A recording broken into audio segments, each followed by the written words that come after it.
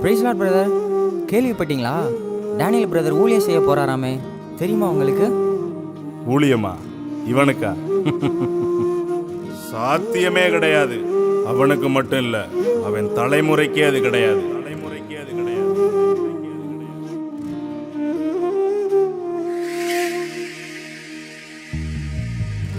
தாயின் கருவில் உருவான நாளில் உமது சார்பில் பூமியில் விழுந்தே தவழும் போது தாய்மடி தேடும் குழந்தை போல ஓடி வந்தே.